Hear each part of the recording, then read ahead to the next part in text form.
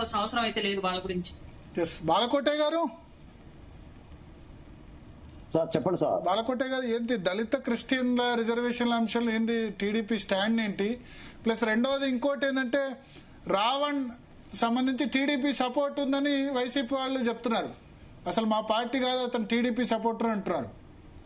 TDP Pawan Kalyan మీద ఆరోపణలు చేయించిందనే వాళ్ళు కూడా ఉన్నారు. అందరికీ నమస్తే.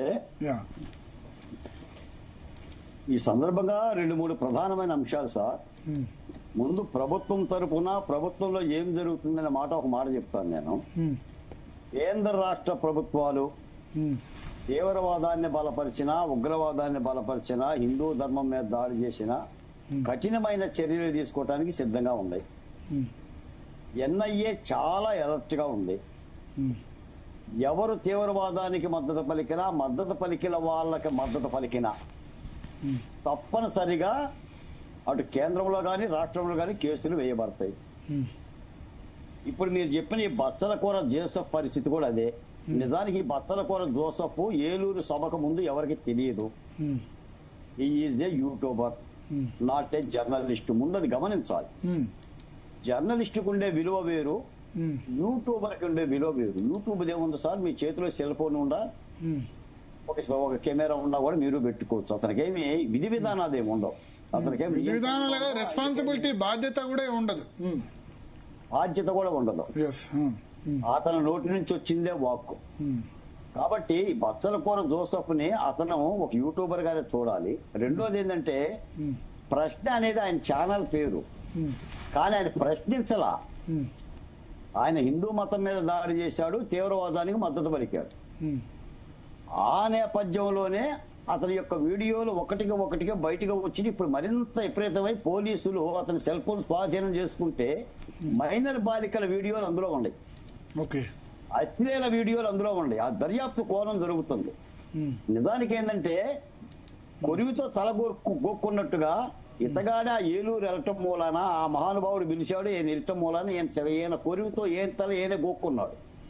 మీకు మాట చెప్తాను సార్, 500 మంది పోలీసులు ఈ బచ్చలకూర జోసెఫ్ కి రక్షణగా ఉంటే 500 మంది పోలీసులు హేళన చేశాడు. నిజానికి 500 పోలీసులు రాకోకుండా ఆయన వదిలేసిన పరిస్థితి చెప్పండి. ఇప్పుడు చట్టం నిందితుడైనా ముద్దాయినా రక్షించుకోవాల్సిన బాధ్యత ఉంది కాబట్టి రక్షణ నిలబెడితే వాళ్ళను కూడా చాలా చాలా మాటలు అన్నాడు.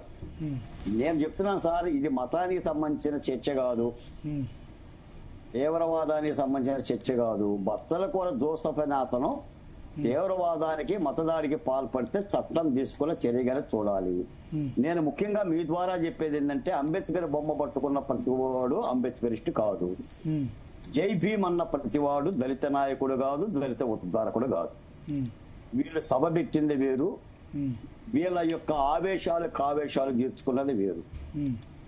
అంటే చాలా దుర్మార్గమైన పరుషపర్యాలతో మాట్లాడితే చట్టానికి చేతులు బాడు, చట్టం చర్యలు తీసుకుంటుంది. మీరు ఒక మాట అడిగారు, ఇప్పుడు మన అమ్మాయిని రాయపాటి అరుణ గారు ఒక మాట అన్నారు, ఆ కేసు ఏదో ఇప్పుడే మొదటే పెట్టొచ్చు కదా అని.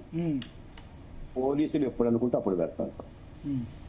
కానీ నేరస్తుడు ఒక నేరం చేయగానే ఆ క్షణమే అరెస్ట్ చేయనక్కల నేరం అనే జాబితా నీ దగ్గర ఉంటే పోలీసులు ఎప్పుడు అరెస్ట్ చేస్తే అప్పుడు చూస్తుంది. మనం ఆలోచించాల్సింది ఏంటంటే అతగాడు నేరగాడ కాదు. మీరు అన్నారు పెద్ద పాము అని. మరి ఆ పెద్ద పాముకు మద్దతు పలికే వాళ్ళందరూ కూడా చిన్న పాములు అవుతారు. దాన్ని ఏంటంటే ఇదేదో హిందువుల మధ్య క్రిస్టియన్ల మధ్య లేదా ముస్లింల మధ్య వివాదాలు అనేది అంత దూరం పోయి దీన్ని కూడా చర్చించాల్సినంత అవసరం. ఇప్పుడు గ్రామాలు ఉన్నాయి, గుడి ఉంది, చర్చ్ ఉంది, మసీదు ఉంది, ప్రజలందరూ బాగానే ఉన్నారు, ఎవరు ఏం లేదు. ఒక 600 మంది 500 మంది మీటింగ్ పెట్టి 600 మంది అయినా వచ్చింది. 600 మందేనా ఆ మీటింగ్? 675 మంది ఏలూరులో 675 మంది అంతేనా? ఎట్లా అంటే అందులో రఘురామకృష్ణరాజు గారిని అడగలే, ఫోన్ చేసి చెప్తారు. రఘురామకృష్ణరాజు ఎలా అంటారు కానీ జడశ్రావణ్కి రఘురామకృష్ణరాజు నడుస్తుంది కానీ 675 మంది అట్లా కరెక్ట్ గా చెప్తున్నారు. అట్లా పేర్లు ఇస్తాడండి ఆయన, వచ్చిన వాళ్ళ పేర్లన్నీ. ఓకే, ఓ డిప్యూటీ సీఎం, డిప్యూటీ స్పీకర్ గారు పేర్లు ఇస్తాడు ఆయన. అంత డీటెయిల్ కాదండి, మాట్లాడింది 3-4 నోరేసుకొని. ఇప్పుడు అమరా ప్రసాద్ విజయవాడ వచ్చి కూర్చున్నాడు, ఆయన ఇంటి దగ్గర కూర్చొని రారా నా కాలు తీయరా, ఎప్పుడు తీస్తావరా, 2 రాష్ట్రాలకు పంచరా కోసి అని అంటున్నాడు.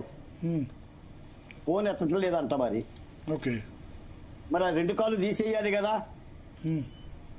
అంత వీర ప్రగల్భాలు బరికినప్పుడు. అంటే నోటికి ఏది వస్తే అది మాట్లాడి, స్పృహ లేకుండా మాట్లాడి, నేను ఒక ప్రజాస్వామిక వాదిని, నేను జడ్జిని, నేను అడ్వకేట్ని, నేను రాజకీయ పార్టీ నాయకుడిని అంటే ప్రభుత్వం ఎంతవరకు ఒప్పుకుంటుందండి? నేను ఇప్పుడు ఇందాక కూడా ఒక డిబేట్ జరిగింది సార్. బెయిల్ అనేది నిర్దోషిత్వం కాదు, తప్పు చేయలేదని అర్థం కాదు.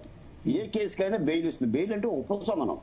కేసు ఉంటుంది, ఛార్జ్ షీట్ ఉంటుంది, విచారణ జరుగుతుంది, తర్వాత తీర్పు వస్తుంది. తీర్పు వెల్లడైన తర్వాతే నువ్వు నిర్దోషివి, అప్పటి వరకు నువ్వు దోషివే.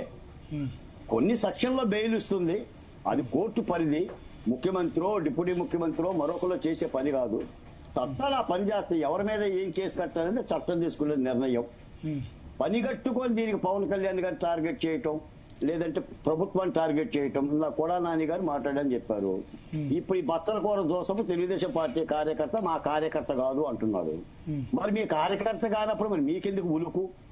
ఆయన అరెస్ట్ చేస్తే తెలుగుదేశం పార్టీ కార్యకర్తని, తెలుగుదేశం పార్టీ ప్రభుత్వం అరెస్ట్ చేస్తే మీకెందుకు సార్ నొప్పి?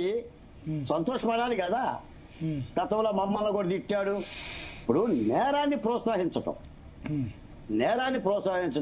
ఆయన ఉపా చట్టాన్ని గౌరవించడం చేతగాకే ఉపమా చట్టం, ఇడ్లీ చట్టం అంటున్నాడు. ఆ మహానుభావుడి గురించి నేనేం మాట్లాడని చెప్పండి.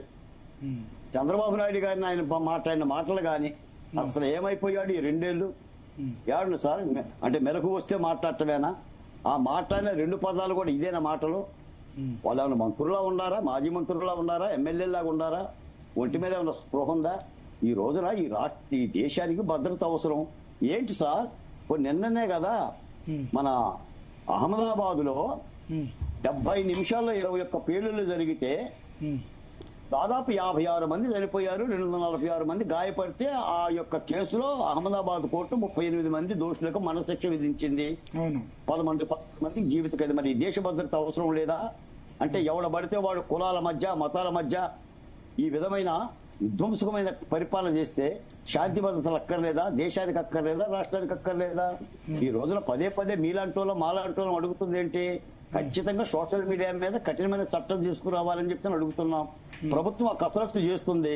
ఇప్పుడు ఈ సోషల్ మీడియా సెలెక్టివ్ టార్గెట్ చేస్తుందంటుంది వైసీపీ నేతల్ని అవమానించిన వాళ్ళని ఏమనట్లేదు. వైసీపీ మహిళా నేతలను అవమానించిన వాళ్ళని, రోజాని కానీ లేకపోతే ఆర్ఎస్ శ్యామలను కానీ మిగతా వాళ్ళు అవమానించిన వాళ్ళని, కామెంట్ పెట్టిన వాళ్ళని ఏమనట్లేదు. సెలెక్టివ్ టార్గెట్ అంటున్నారు సోషల్ మీడియాలో. వాళ్ళ మీద కామెంట్ చేస్తే కంప్లైంట్ పెట్టుకోమనండి. కంప్లైంట్ పెట్టినా నమోదు చేయట్లేదు కేసులు అంటున్నారు. ఎందుకు నమోదు చేయరు? అసలు వాళ్ళ మీద కామెంట్ చేసే దమ్ము మాకేడుంది? వాళ్ళు చేసిన కామెంట్తో పోల్చుకుంటే ఎవరన్నా ఆగుతున్నారా సార్? మొన్న 5 ఏళ్ళు మీరు చూసిన వాళ్ళే కదా. పవన్ కళ్యాణ్ గారిని, రోజా గారు ఏం మాట్లాడారు ఒకసారి గుర్తు తెచ్చుకోండి సార్. మీరే గుర్తు తెచ్చుకోండి. ఒకసారి ఒక మహిళా నాయకురాలు మాట్లాడే మాటలేనా? ఇవన్నీ నేను ఉచ్చరించదలుచుకోవాలా. ఎందుకంటే మేము బాధ్యతలో ఉన్నాం కాబట్టి గృహతో మాట్లాడుతున్నాం, లేకపోతే మేము మాట్లాడగలం కదా. ఏం సార్, వాడు 4 కోసి వీడి చేతిలో పెడతా, ఈ 4 కోసి వాడు చేతిలో పెడతా, ఈ పదాలు మనకు రావా? అంటే రాష్ట్రంలో జరుగుతున్న చివరి మాట, రాష్ట్రంలో జరుగుతున్న అభివృద్ధిని ప్రజలకు కనిపించకుండా శాంతి భద్రతలు విఘాతం కలుగు చేయాలనేది వైసీపీ పార్టీ కుట్ర. నిండు కుండలో ఎలా అయితే రాజేస్తే నీళ్ళన్నీ తొలుగుతాయో, భార్య నదిలో ఎలా అయితే రాజేస్తే నీళ్ళన్నీ కూడా తొలుగుతాయో, ఒక విధ్వంసం చేయాలి, లేదా కడిబెడ పాలలో విషం సుక్కం చేయాలి. ప్రజలందరినీ కూడా ఆ విధమైన డైవర్ట్ చేయాలి. ఇక్కడ రాష్ట్రంలో మీరు ఇందాక అన్నారు, రాష్ట్రం ఈ పచ్చల కూర జోసఫ్ తో భయం వణికిపోతుంది. అది మేమేం వణికిపోవట్లా. అసలు వణికిపోతుంది నేను అనలా. ఇద్దరి మధ్య కమ్యూనిటీస్ మధ్య వైషమ్యాలు అవుతాయి కదా, ఇవన్నీ మనసులో పెట్టుకోరా? అదే ఆంధ్రప్రదేశ్ ని కుదిపేస్తుంది అన్నారు. మమ్మల్ని కుదపట్లా. అలాంటి యూట్యూబ్ లో పెట్టిన వాళ్ళందరూ ఇప్పుడు డిలీట్ చేసుకుంటున్నారు వరుసగా. హైదరాబాద్ లో ఎక్కడ ఎన్ఐఏ వస్తుందని డిలీట్ చేసుకుంటున్నారు. ఆయనతో జరిగిన సంభాషణలు గానీ, వాళ్ళు పెట్టిన వీడియోలు గానీ, లేదా తీవ్రవాదం మీద మాట్లాడిన మాటలు గానీ, హిందూ ధర్మం మీద దాడి చేసిన విధానం గానీ, ఇవన్నీ డిలీట్ చేసుకుంటున్నారు. ఏదేమైనా కులాలకే మతాలకే రచ్చ చేసే అంశం కాదండి. ప్రజలు చాలా శాంతిబద్ధంగా ఉండాలి, చాలా Yes. శాంతియుతంగా ఉండాలి. కొంతమంది పనిగట్టుకొని చేస్తున్న ఈ రచ్చను మాత్రం ప్రజలు అప్రమత్తంగా ఆలోచించాలండి. ఎస్, వంశతిలక్ గారు భారతీయ జనతా పార్టీ నుంచి ఉన్నారు. సో ఏమంటారు, ఇది మొదలైంది దళిత క్రిస్టియన్ల హక్కుల గురించి అని చెప్పి సభ పెట్టిన దగ్గర